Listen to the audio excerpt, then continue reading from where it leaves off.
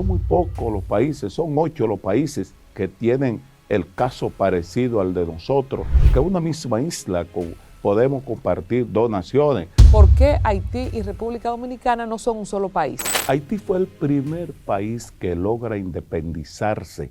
Haití es un país con muchas dificultades. Todo buen dominicano tiene que tener a Duarte en su cabeza. Mis amigos de Al Tanto, gracias por seguir conectados con nosotros viendo la situación de Haití. Vamos a hablar con una voz autorizada. Ha sido jefe del Ejército Nacional 2002-2004. Estamos conversando con el general Jorge Radamés Zorrilla Osuna. General, qué gusto estar aquí con usted. Quien estoy contento soy yo, Colombia, porque como sabrás, tú sabes cómo te quiero. Soy tuyo. Muchas gracias, general. Cuando vimos esta situación, atinamos de inmediato a contactarlo porque sabemos que usted, además de que fue jefe del ejército, es un estudioso de la historia. Ha escrito libros acerca de la gesta de la restauración, el caso de Gregorio Luperón. Maneja muy bien la historia y para entender lo que está pasando en Haití hoy, sin duda que tenemos que hacer un poco de historia. Pero vamos a iniciar por la situación actual. Situación de Haití a los ojos de Zorrilla Osuna. Mira, Colombia, el caso haitiano de este momento no se había visto en muchos años. Haití es un país con muchas dificultades. Tienen tan mala suerte de que en el año 1992 el ejército haitiano fue eliminado. Ya puedes saber tú lo que sucede en una institución que no tenga instituciones, sobre todo que no tenga un ejército que pueda velar por la seguridad de su nación. General, aprovechando su expertise en este tema, vamos a quizás educar a muchos de los muchachos o que se le olvidó que no conocen la historia. Tenemos un amplio público que nos sigue aquí fuera del país a través de nuestra plataforma Al Tanto TV. ¿Por qué se desintegra en este año 1992 el ejército haitiano? Mira, porque ese fue un plan de los americanos. Ese fue un plan de reducir las Fuerzas Armadas latinoamericanas. Pero lamentablemente aquí en la República Dominicana para esa época estaba el doctor Balaguer, un nacionalista, y lo impidió. Y fíjate que eso no fue muy bien analizado, porque es que las Fuerzas Armadas en todas las sociedades del mundo es mejor tenerla y no necesitarla que no es decir, es mejor tenerla sin necesitarla, pero si la necesita tiene que estar. Ya sabrás tú, porque nosotros, por ejemplo, en el caso nuestro, el ejército nace con la República. El ejército nacional nace con la República y ha estado a la vanguardia de todo lo que han sido la defensa de los intereses y la defensa de la soberanía del pueblo dominicano. El pueblo haitiano ha tenido mala suerte, yo diría. Pero ¿y cuál fue el mecanismo para eliminar en un país, por ejemplo, cómo se eliminó el ejército haitiano? ¿Bajo qué argumento? ¿Referéndum, la Constitución? ¿Cómo se dio? Bueno, porque sabrás tú que ese fue un plan del presidente Clinton. Y los americanos, ya sabrás tú, el poder que tienen en el mundo. Nosotros nos quedamos muy sorprendidos. Para esa época yo era teniente coronel del ejército y estuve trabajando y tenía comunicación con líderes haitianos, estuve en Pedernales, Dajabón, Jimaní y todo eso. Y sabíamos la consecuencia que eso iba a traer a largo plazo para ese vecino país de Haití, porque nosotros, Colombia, compartimos una isla entre 2 naciones. Son muy pocos los países, son 8 los países que tienen el caso parecido al de nosotros, que es una misma isla, podemos compartir 2 naciones. El desarrollo de Haití, el bienestar de Haití, es el bienestar de nosotros, porque ellos tienen 24,000 kilómetros cuadrados en la parte oeste y del lado nuestro tenemos 48,000 kilómetros cuadrados en la isla. De manera que nosotros nos independizamos de ellos sobre la base de la sangre, del valor, del patriotismo, pero eso pasó. Precisamente, general, nosotros en el marco de este trabajo estamos analizando esto y una pregunta que nos hacemos y que se hacen los millennials y más los muchachos que están fuera de República Dominicana, que o no son dominicanos, pero le interesa el tema, o quizás son haitianos que han crecido fuera, y la pregunta es, ¿por qué Haití y República Dominicana no son un solo país? Hablando de que estamos en una isla. Bueno, fíjate, lo que ocurre es que ellos se independizaron de Francia. Haití fue el primer país que logra independizarse acá en nuestra América. En el año 1804, Haití logra independizarse nada menos y nada más de Francia. Ellos eran una colonia francesa. Fíjate que ellos han existido muchos tratados, como fue el Tratado de Basilea del 1795, que España le cede a Francia la parte este y la isla era francesa para esa época, pero Toussaint Dessalines y otros líderes haitianos tuvieron la visión independentista y lo lograron. Ahora, ellos se independizan de Francia en el año 1804, entonces de ahí sucedió lo que se llamó la época de Francia en Santo Domingo.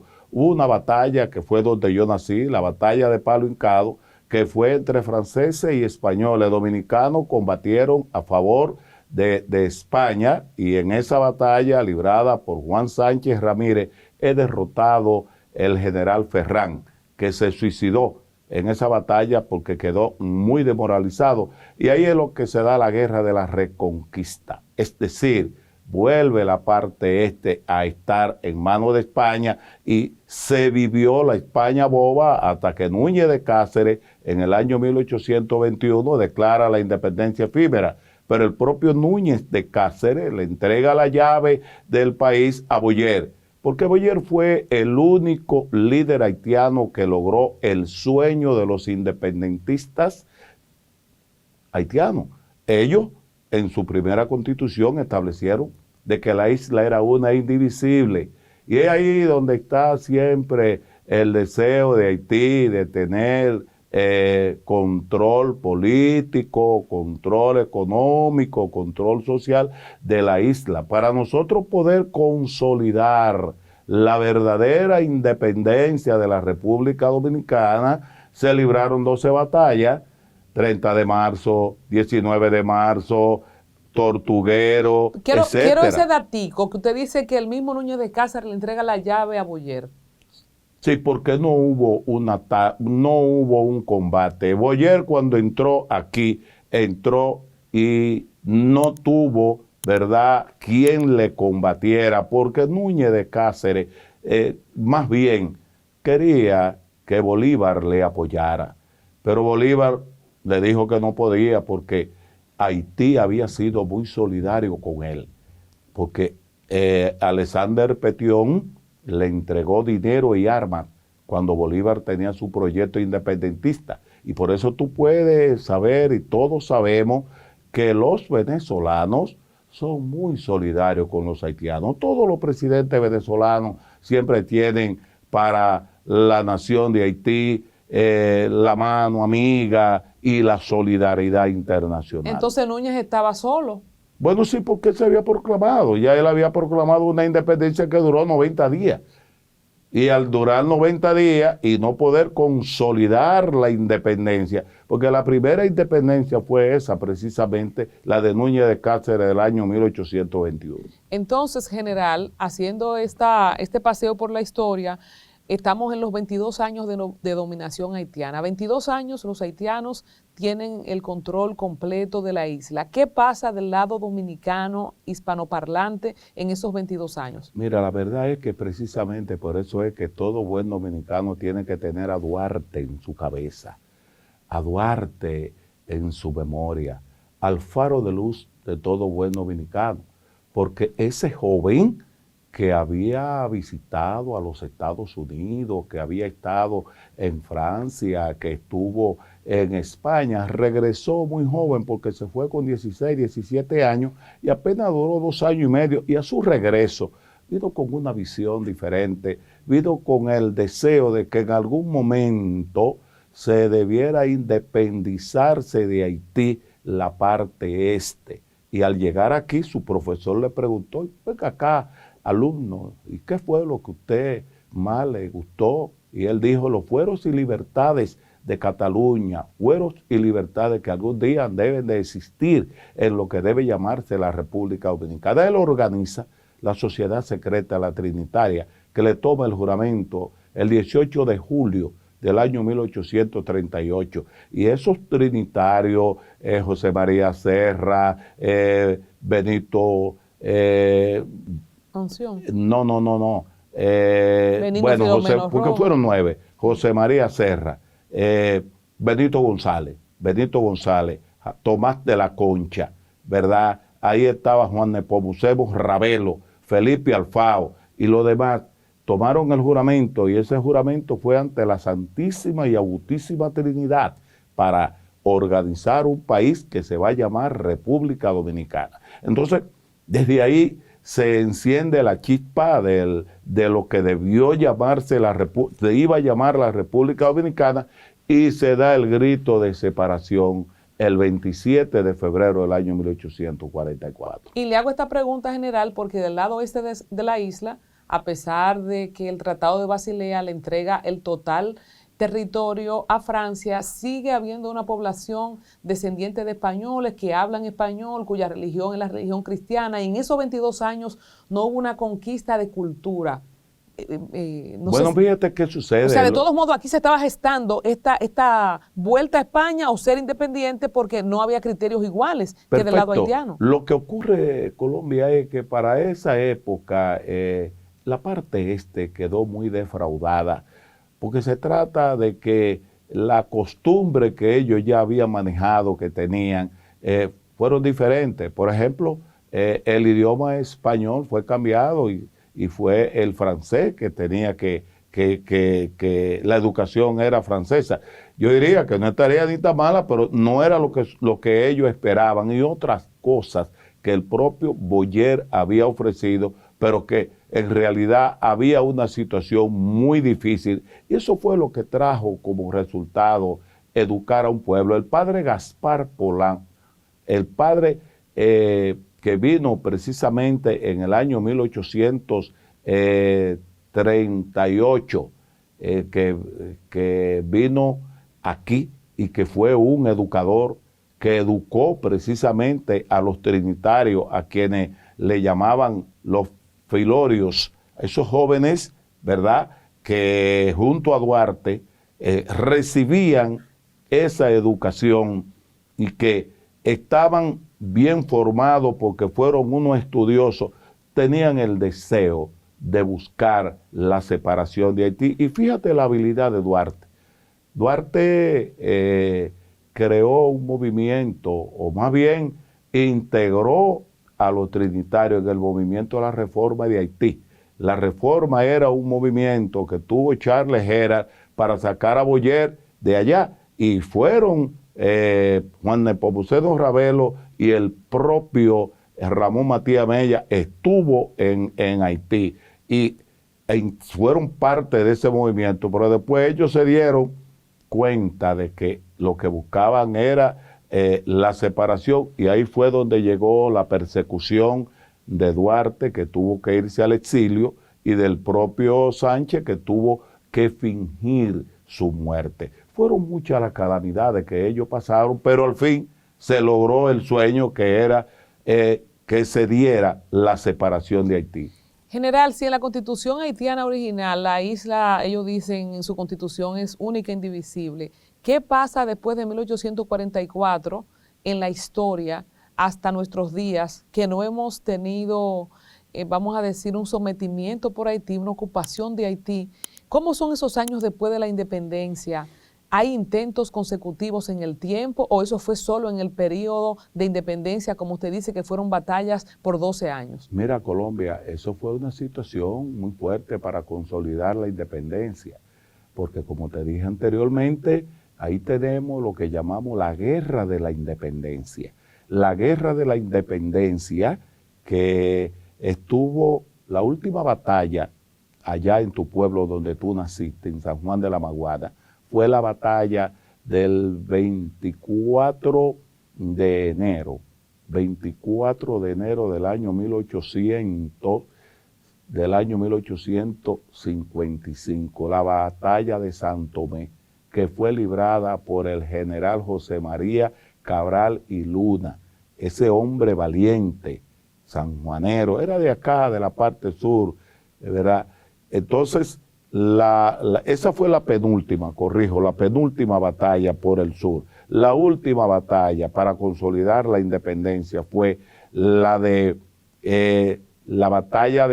esta fue la de San Tomé, la batalla de Dajabón, la batalla de Sabana Larga por Dajabón, eso fue en el 56, y ahí fue donde se consolidó la independencia, porque los haitianos, fíjate, siempre entendían que la isla era una indivisible y que a ellos les correspondía tener el control político, militar y económico de la isla. Fueron muchas las personas que estuvieron en situaciones muy difíciles, fue mucha la sangre. ¿Cómo termina Boyer, recordando la historia? Mira, Boyer fue una persona que logró lo que no lograron ninguno de los otros próceres. Ni lo hizo Toussaint Louverture, que muere en la cárcel, Napoleón lo mandó a buscar y murió en la cárcel en Francia.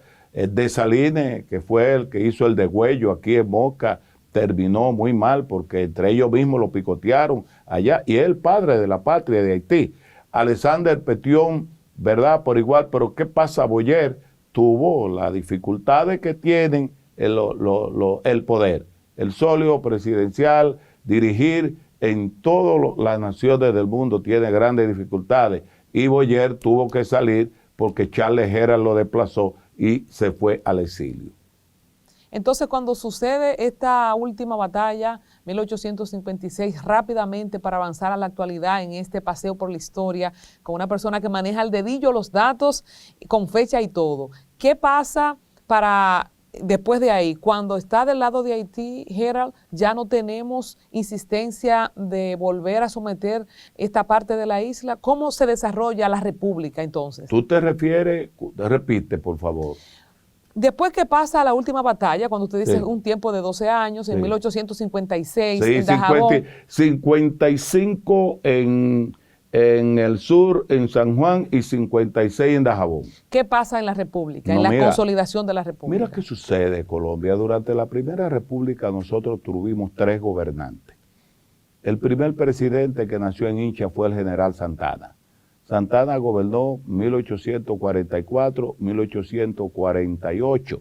Se va al Ceibo, allá donde yo soy, en el Prado, y él deja a su secretario de Guerra y Marina, que fue Manuel Jiménez. Pero ahí hubo alguna situación difícil, porque Manuel Jiménez no se dedicó a gobernar, sino a jugar gallo y a la francachela. Entonces ahí vino eso, que tuvo que volver el general Santana a ocupar no la presidencia, sino a ir al sur. Estoy hablando del año 1849, y ahí es donde se da la memorable Batalla de las Carreras. La Academia Militar Batalla de las Carreras en honor a lo que sucedió ahí el 21 de abril del año 1849. Y después él viene, y cuando salen de la problemática que el emperador Fautín I sale derrotado, un analfabeto haitiano muy guapo, entonces viene y gobierna el país Buenaventura Báez, 49-53. El general Santana vuelve de nuevo en el 53, y ahí llegan las dificultades entre ellos dos por el solio presidencial, y he sacado, le dieron golpe de estado al general Buenaventura Báez en el 56, y vuelve Santana. Ahora, ¿qué hizo Santana en su último periodo? Que es donde termina la Primera República. Santana entonces el 18 de marzo del año 1861 anexa la República Dominicana al colonialismo español, y nos convertimos entonces en una provincia de ultramar del colonialismo español. Es decir, se pierde la identidad nacional, se pierde la república que estaba conocida en el Concierto de Naciones del Mundo, y de ahí en adelante entonces es que surge la guerra de la restauración, restaurar la independencia que fue perdida con la anexión a España. Pero nos llamábamos República Dominicana desde entonces. Bueno, nosotros nos llamábamos República Dominicana desde el 27 de febrero hasta el 18 de marzo del año 1861. En esos 17 años que tuvimos los presidentes que te dije, 3, Santana, Jiménez, Ibáez, nosotros éramos República Dominicana. El propio, un hombre culto, inteligente, graduado en Francia, Buenaventura Báez fue quien representó como embajador concurrente en Europa a la República Dominicana, y la República Dominicana era conocida en todo el mundo durante esos 17 años. ¿Quién gobernaba en Haití en ese tiempo, en esos 17 años? Mira, en Haití tuvo a Niçá Sayé y a Fabré Gefrard, y fueron, por ejemplo, Fabré Gefrard fue un presidente que fue muy solidario en la guerra de la restauración con el pueblo dominicano. Explíqueme ese chin que yo no lo entiendo. ¿Cómo es que nosotros recibimos apoyo y solidaridad de Haití en la guerra de la restauración? Mira, tú sabes una cosa. Que acabábamos de hacerle una guerra para liberar. Tú sabes una cosa, que aquí había una calle que se llamaba Fabré Gefrard, y fue precisamente por la solidaridad que le dio a los restauradores ese presidente haitiano. Ese presidente haitiano recibió en Haití a los restauradores como fueron Benito Monción, Gaspar Polanco, José Cabrera, todos ellos que querían dar el grito, ¿verdad?, de Capotillo. No iba a ser el 16 de agosto, sino iba a ser el 27 de febrero en Guayubín.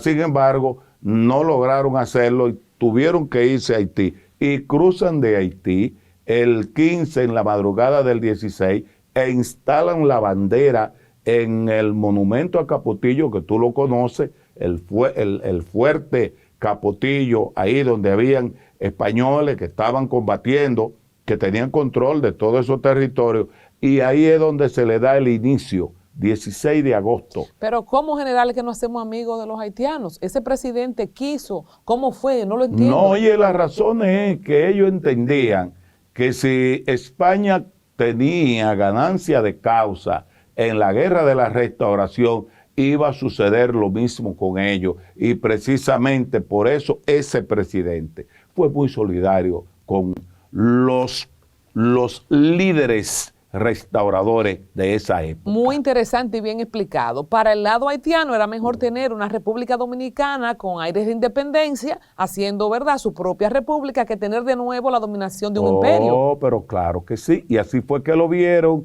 y así precisamente ahí garantizaban ellos los intereses de ellos seguir con su independencia, y entonces evitar que le pasara lo mismo que tenía el imperio español en su mente, que iba a suceder aquí, que déjame decirte, no lo pudo hacer Cuba, no lo pudo hacer ninguna de las Antillas, solamente el valor y el patriotismo de los dominicanos, y eso lo dijo José de la Gándara en su obra que escribió. José de la Gándara fue el 4º capitán general del ejército español, que siempre ponderó muy bien el valor de hombres fuertes, luchadores en una guerra totalmente desigual.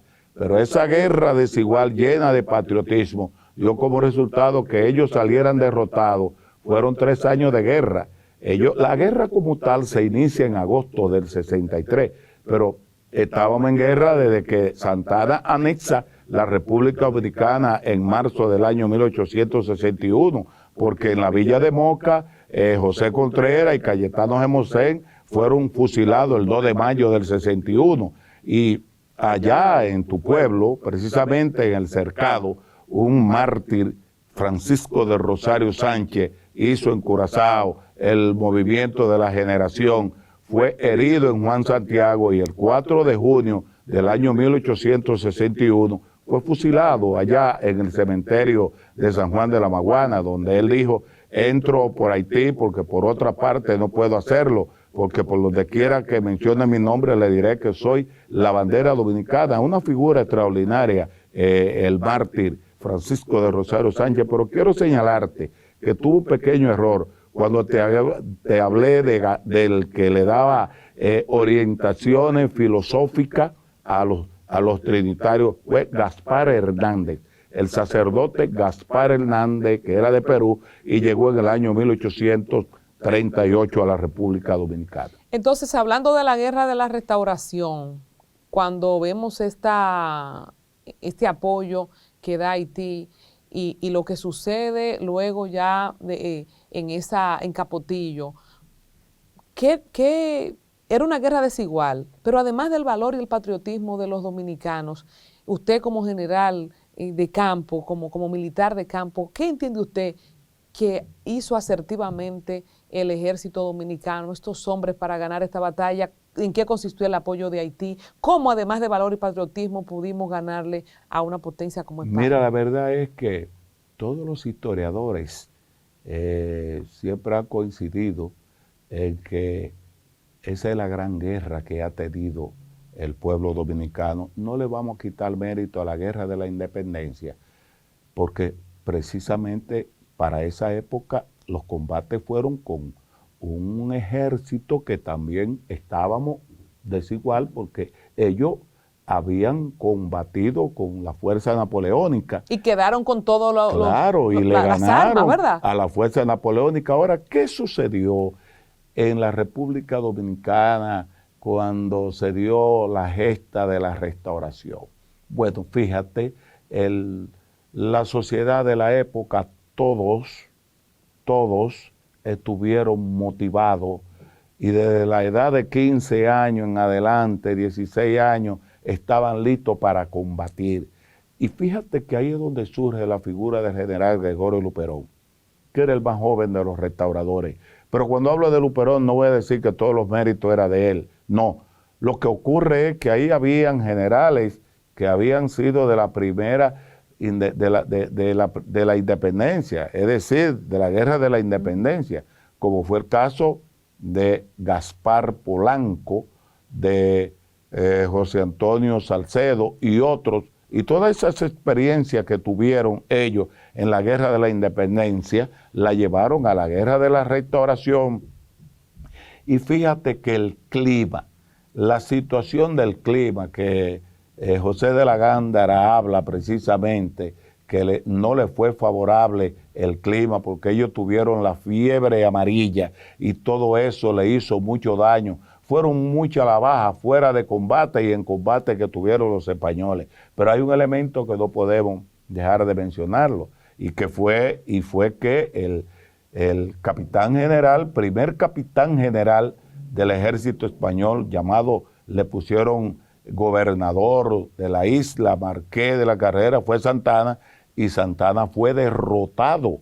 Ese Santana exitoso de la guerra de la independencia y presidente 3 veces, murió frustrado, y muchas personas dicen que el 14 de junio del año 1864 se envenenó en su casa. ¿Por qué?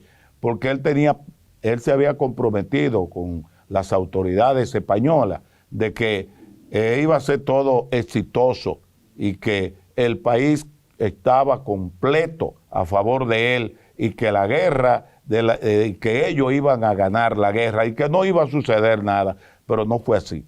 Y más que todo fue el patriotismo, fue el valor, fue la entrega, fue la decisión de buscar la libertad que se había perdido con la anexión a España. Yo estuve conversando esta semana con un historiador que me decía que realmente no es a Dessalines que le gana a Francia, a Napoleón, sino el paludismo. Nosotros también podríamos decir que una gran cuota de la victoria sobre ese ejército español tuvo que ver con las enfermedades que ellos tuvieron que enfrentar y el clima. Mira, pues seguro que sí, que así fue. Aquí los criollos estaban acostumbrados a manejarse con ese clima, pero no sucedió así con ellos. Los primeros refuerzos que llegaron españoles fueron los de Cuba y Puerto Rico.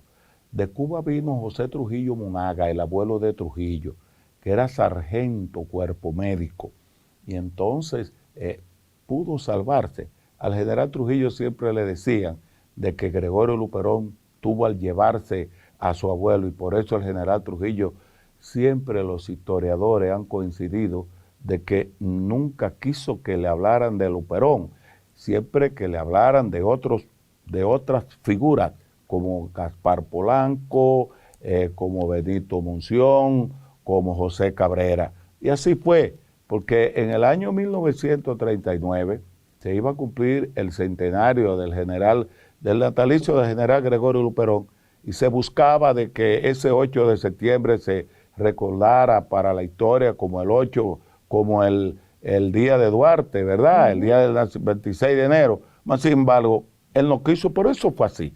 Y precisamente fue una guerra extraordinaria que hay que darla a conocer, Colombia. Hay que hablarle a la presente y futuras generaciones, quienes son los jóvenes, qué sucedieron para esa época, cómo se dio esa guerra extraordinaria en nuestro pueblo. Estamos hablando del 1861, 1865. O 65. Pero como tal, no, la guerra de la restauración, el punto de partida como tal fue 16 de agosto del 63 hasta el 12 de julio del 65. Entonces estamos en el 1865, somos mejores amigos de Haití, que nos ayudaron con el tema de los españoles. ¿Cómo siguen el desarrollo de los dos países en ese tiempo? Y bueno, aquí va mi pregunta, ¿nunca más hemos tenido una ocasión de una injerencia de Haití o de una amenaza de Haití? Mira Colombia, oye, ¿qué sucede? Cuando ganan los restauradores, ganan la guerra, el primer presidente que vino fue José María Cabral y Luna de allá. Es un guapo, un hombre lleno de mucho valor y gobernó 2 veces. Y hubo otra figura del sur llamado Buenaventura Báez que gobernó 5 veces la República Dominicana, 2 veces durante la Primera República y 3 veces durante la Segunda República. Entonces todo ahí iba muy bien. En el año 1874 termina la Guerra de los 6 años de Buenaventura Báez. Nunca hubo ningún tipo de conflicto. ¿Y esa guerra con quién fue? Esa guerra fue a lo interno, porque el general Buenaventura Báez quiso considerarse un emperador.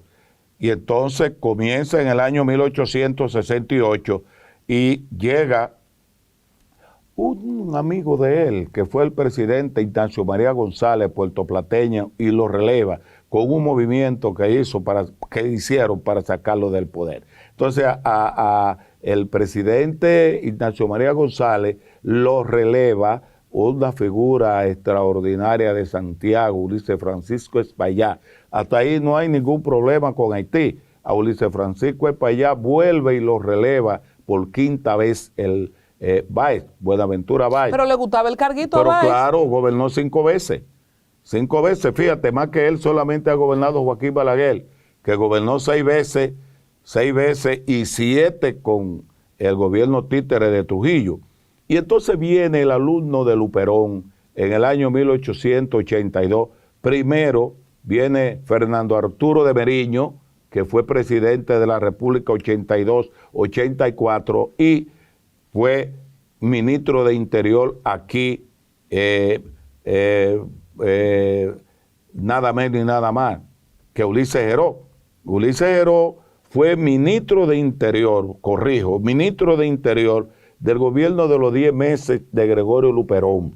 Mientras Luperón gobernó en Puerto Plata, colocó aquí,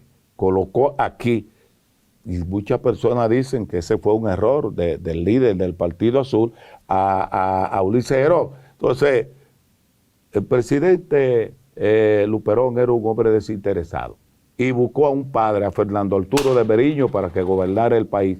Era por 2 años, 80-82. Y volvió entonces a estar ahí enrolado Ulises Geró.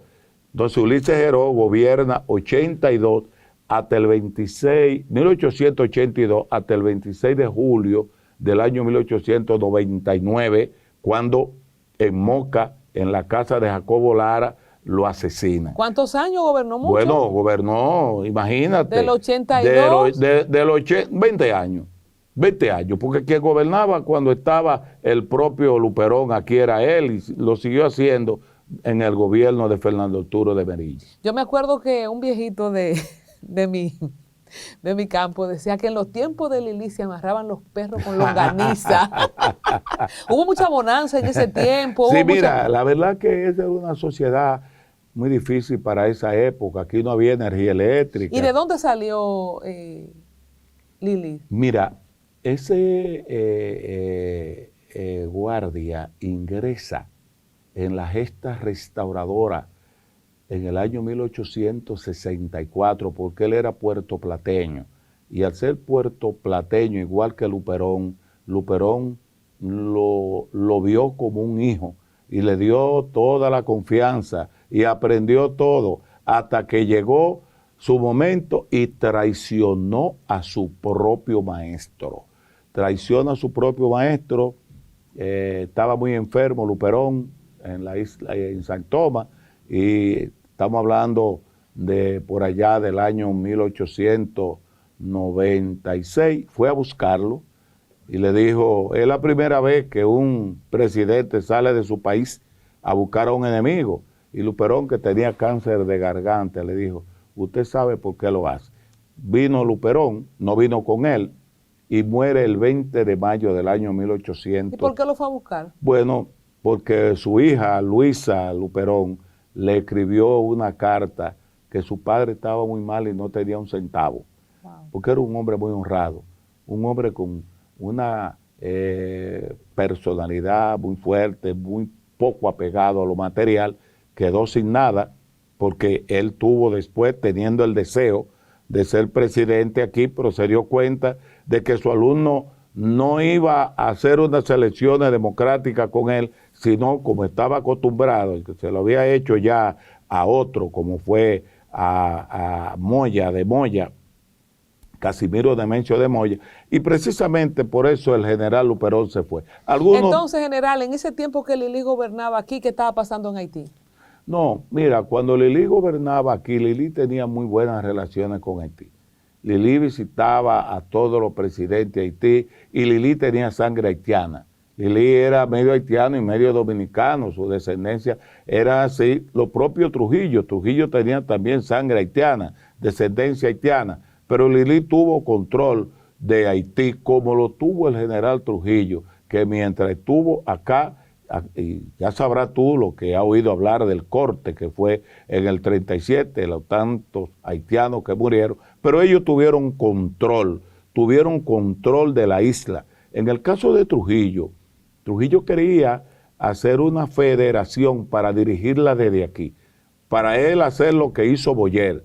Lo que pasa es que alguien le falló, que fue el presidente Elias Scott, quien fue por demás.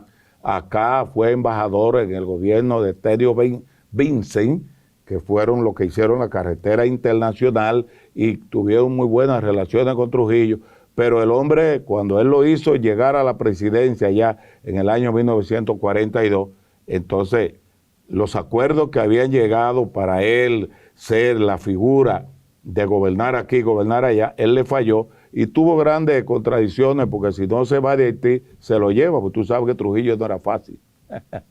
Entonces, en el tiempo de Trujillo, en el tiempo de Lili, tuvimos bien con Haití. Luego, ¿cómo termina Lili? Recuérdame. No, mira, Lili termina el 26, como terminan todos los dictadores, como terminó Trujillo. El 26 de julio del año 1899, Ramón Cáceres, a él le habían dicho cuando era muy niño que su padre se lo habían llevado porque Lili había sido el autor intelectual, y él dijo, cuando yo sea grande esto yo me lo cobro. Entonces, en una visita que hizo Ulises Geró por el Cibao, había mucha situación difícil desde el punto de vista económico. Allá él fue a visitar a su compadre, a Jacobo Lara. Estaba Jacobito de Lara con 17 años, fue y le dio un tiro y ahí lo remataron. 26 de julio del año 1899. Ahí termina Ulises Geró. Entonces de ahí en adelante surge el liderazgo de los bolos y los coludos. Es decir, el presidente Juan Isidro Jiménez, que había sido un enemigo de Lili, que había sido atacado en la expedición El Fanita, que vino por Montecristi, Lili fue y hizo que desapareciera, ¿verdad? No lo mató, pero tuvo que retirarse. Entonces él y Horacio Vázquez se ponen de acuerdo y llega a la presidencia de la República el presidente Jiménez, Juan Isidro Jiménez Pereira, y Horacio Vázquez de vicepresidente. Y el propio vicepresidente le da golpe de Estado al presidente. Oye, y entonces ahí llega al poder Horacio Vázquez por primera vez. Ese Horacio Vázquez tiene grandes condiciones porque lo acusan de un nepotismo, de que puso a papá, mamá, mujer, etcétera. Y entonces la gente de Lili, Perico Pepín, salen de la cárcel y eligen a Walsh y Hill, un joven abogado de mucho prestigio, y fue presidente de la República.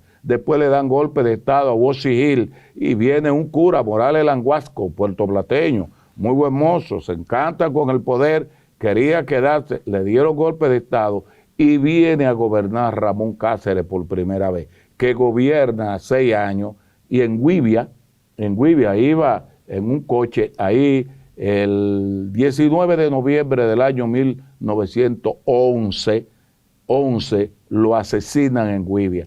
Hemos tenido varios presidentes que han sido asesinados en el poder. El primero fue él, Ramón Cáceres. El primero había sido Lili, el segundo fue él y después el general Trujillo. Y todo sigue ahí.